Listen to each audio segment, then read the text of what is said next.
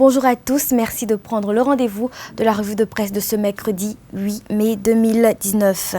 Nous commençons tout de suite par l'économie. Le ministre de l'économie et des finances, Romuald Wadahini, participe depuis hier à la conférence de haut niveau sur le développement à Paris.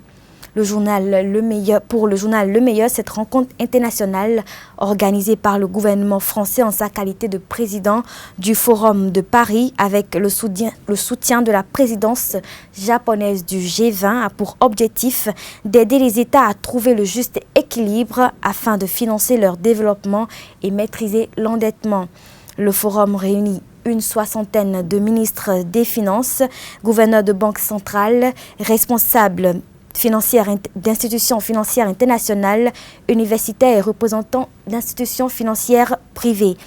Les participants réfléchissent essentiellement autour du thème « Une dette soutenable pour une croissance durable ».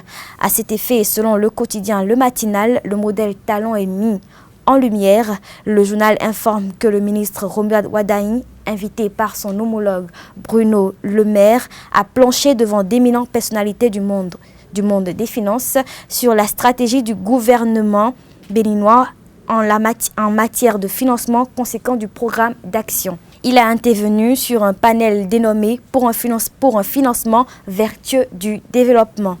Notons également que le Bénin est désormais la quatrième plus dynamique économie d'Afrique.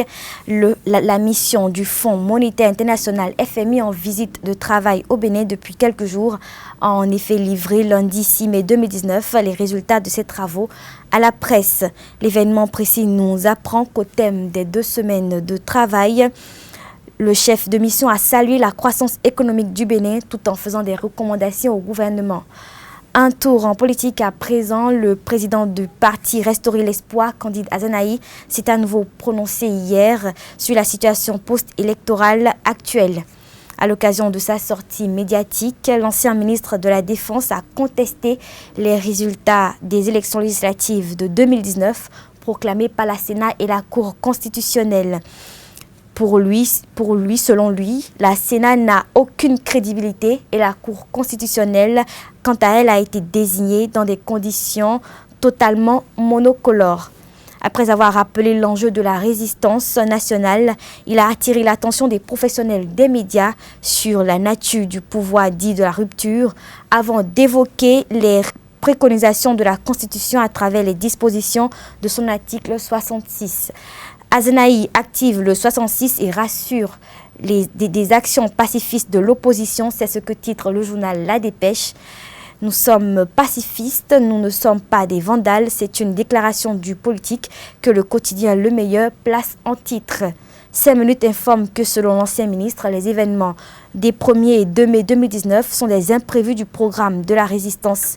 Candide Azanahi affirme qu'il s'agit d'une diversion du pouvoir en place pour détourner l'opposition de ses objectifs. Cette conférence de presse selon Matin Libre vient alors préciser le sens de la résistance. Drame à Ilakonji pour finir, un camion transportant de l'essence frelatée a pris feu lors du déchargement d'un tonneau contenant le liquide inflammable. 5 minutes précisent que le drame a eu lieu hier matin aux environs de 9 h. L'incendie aurait ensuite été maîtrisé grâce aux populations et aux sapeurs-pompiers dépêchés sur les lieux. Aux dernières nouvelles, aucune perte en vies humaines n'a été signalée, mais plusieurs dégâts matériels ont été enregistrés. C'est sur cette information que nous mettons un terme à cette revue de presse. Merci de l'avoir suivi.